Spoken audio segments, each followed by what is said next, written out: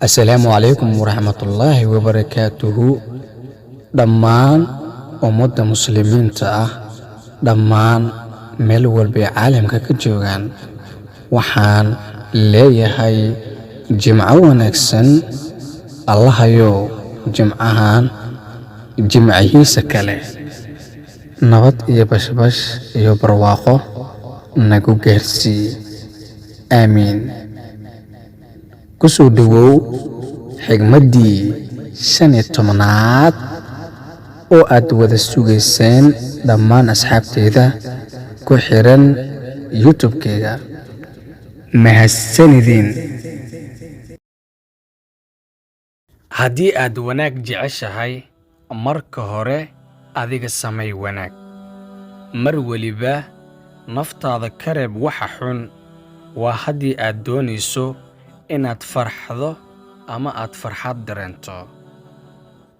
Qalbiga ku deji Qur'aanka, waayo qalbiga Qur'aanka ayaa dejiya. Ogow, mar qalbigaada hadduu dego shaydaanka, ogow wuxuu ka faa'iidaysanayaa qalbigaada mugdiga ah, sababtoo ah jaanis ayaad u siisay inuu dego qalbigaada nadiifka ah.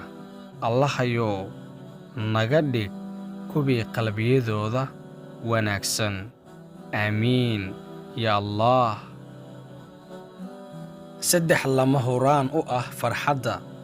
Noloshan waa wax la sameeyo, waa wax la jeclaado, iyo waa wax la rajaynayo. Mararka qaar waxyaabaha aad aadka uga cabsato ayaa ah waxyaabaha kaa farxin doona adiga. Lumintu waa lama huraan. La qabsiga iyo fudeedka aan la kulanno isbeddelka waxaa ku jira farxaddeena iyo xorriyaddeena. Marnaba farxadda laguma go'aamiyo waxa ka dhacaya hareerahaaga, laakiin waxaa la sameeyaa waxa ka dhacaya gudahaaga. Jooji isbarbardhiggaaga dadka kale. Jooji inaad ku cabbirto farxaddaada waxa aad u necban tahay adiga. Walwalku waa waqti lumis. Waxba ma beddelaysid. Waxay qastaa maskaxdaada, waxayna xaddaa farxaddaada oo dhan. Argoosiga ugu weyn waa farxad. Farxaddu waxay ku jirtaa farxaddaada, guusha iyo xiisaha dadaalkaaga hal abuurka badan. Ka ilaalinta boorsooyinka wixii la soo dhaafay kama tagi doono meel farxad leh mustaqbalka. Farxaddeena waxay aad ugu xiran tahay sida aan ula kulanno dhacdooyinka nolosheena. Marka loo eego dabeecaddaada, dhacdooyinkaas iyo laftooda nolosheenna, isbeddelku waa mid aan laga quusan karin. In ka badan fikirku wuxuu dilaa farxadda. Amni darrada ayaa disha isku kalsoonaanta. Beentu waxay dishaa kalsoonida. Farxadda waxaa la helaa markaad joojiso isbarbardhigga dadka kale. Samaynta waxa aad jeceshahay waa xorriyad. Jeclaanshahaaga waxaad samayso waa farxad. Noloshu waa mid gaaban.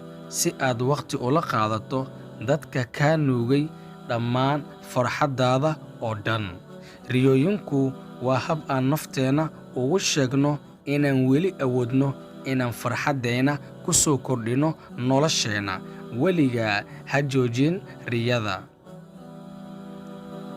Kumanaan qof oo kula faraxda markii aad faraxsan tahay waxaa ka fiican hal qof oo farxad iyo murugba kula qaybsada ama kula qaata. Mar kasta isku day inaad samayso waxyaabaha aadan qaban karin si aad awood dheeri ah u hesho iyo dhiirigelin badan. Weligaa iska ilaali kana taxaddir go'aanka degdega ah. Ha gaarin adiga oo aan fikirin. Safar kasta oo dheer waxa uu ka bilowdaa hal tallaabo oo aad horay u qaaddo. Habeen kasta oo mugdi ah waxaa ka dambeeya maalin iftiin badan. Ogow midaas. Qofkii wax badan damaciisa noqdo, ogow dhammaan inaad waayi doonto. Weligaa ha degdegin. Dib ha ugu eegin wixii tegay. Ku farax waxaad haysato. La tallaabso noloshaada. Qof kasta wuxuu doonayaa ama uu rabaa farxad. Qofna ma rabo xanuun. Laakiin ma samayn kartid qaanso roobaad la'aan roob aad u yar. Ha u oggolaan in farxaddaada in lagu xakameeyo wax aadan xakamayn karin. Haddii aad rabto inaad dadka kale inay ku farxaan waxqabadkaada, ku dhaqan naxariis iyo toosnaan. Haddii aad rabto inaad faraxsanaato naftaada, bar wanaagga.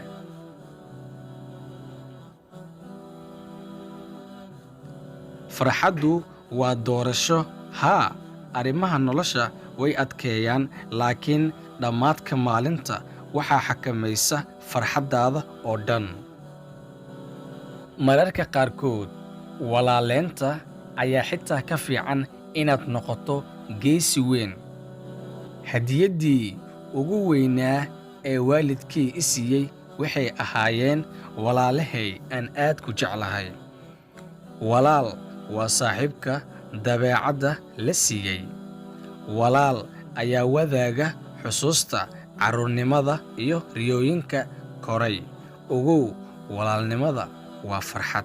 Ma dhammaato walaalnimada. Walaal iyo walaasheed si wadajir ah u saaxiibo ah, diyaarna u ah inay wajahaan wax kasta oo noloshu soo dirto. Walaalkay waa tilmaamaha nolosha. Adigu waad iga dheer tahay hadda, laakiin weli waxaad ii tahay walaal. Mana ilaawin walaaltinimadeena. Ogow, walaalayaal waa sida gacmaha iyo cagaha oo kale. Weligood ma dareemaan kelinimada nolosha. Walaalkaa ha ilaawin. Ka dambeey weligaa walaashaa ama walaalkaa. Ma jiro saaxiib sida walaal, sababtoo ah saaxiib aamin ma galo, balse walaaltinimada aamin ayay gashaa. Weligaa ha moogaanin walaalkaada meel walba uu caalamka ka joogo. Ogow, asxaabtu way yimaadaan wayna kaa tagaan, laakiin walaalkaa ama waalidkaa ama cunug adig aa dhashay kaama tagaayo. Mar waliba waa qof u taagan farxaddaada. Mar waliba waa qof u taagan noloshaada. Walaal, waan ku faraxsanahay nasiib inaan ku helo. Waan ku jeclahay walaal.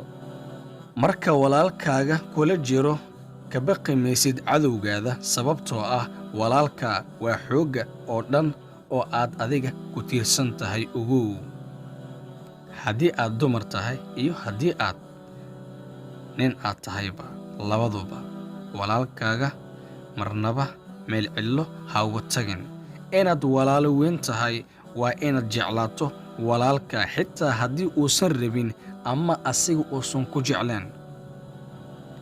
Waddooyinkeennu way isbeddeli karaan marka noloshu socoto, laakiin xiriirka naga dhexeeya, waxaan ula jeedaa xiriirka walaaltinimada, ayaa weligiis si xoog badan, sababtoo ah walaaltinimada ma dhammaato. Ogow, walaaltinimada marnaba ma dhammaato, marnaba ma lacifto.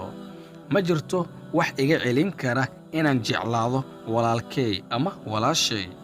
Mar waliba isku day inaad ilaawin ama walaashaa meel walba ay jirto.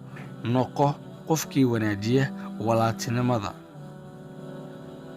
Muhiimadda ma ahan walaalka kaa dheer ama kuu dhow inaad ilaawdo si walba oo aad u ilaawdo walaalka ama walaasha. Ogow, dhiigga ayaa idinku soo celin doona labadiina. Marnaba ha iska dhigin qof aad u weyn. Ogow, walaalka kaa weyn waa saaxiibkaada koowaad iyo aabbahaada labaad. Ogow middaa adiga i dhegaysanaya. u hibaynta dhammaan walaalayaasha ku nool caalamkoo dhan waxay matalaan walaalahood. Carruurnimadu waa tan ugu quruxda badan dhammaan xilliyada nolosha. Ogow, haddii aad wadato carruurnimadaada, weligaa ma weynaanaysid. Qaangaarnimadaynu waa mid ka soo baxda dhalintaada, taas oo ah nooc adag oo carruurnimo ah. Dhammaanteen waxaan nahay wax soo saarkii carruurnimadeenna. Inaan kula hadlo waa qaybta aan ugu jeclahay maalinteeda. Waxaan rabaa inaan noqdo gacanta keliya ee aad weligaa u baahan doonto inaad qabsato. Mar kasta oo aan indhahaaga eego, waxaan arkaa jannadeeda. Runtii wax fikrad ah kama haysto sidii aan u noolaan lahaa adiga la'aantaada. Subax kasta waxaan toosaa anigoo faraxsan, sababtoo ah waxaan ogahay inaan ku arki doono adiga. Siyaabaha farxadda ha nicin, ha ka welwelin, si fudud u noolow. Filo wax ka yar si wax badan aad u hesho. Haddii aad ogaan lahayd la joogitaankaaga iyo la hadalkaaga inay qalbigayga daawo u tahay, marnaba ma iga maqnaadeen.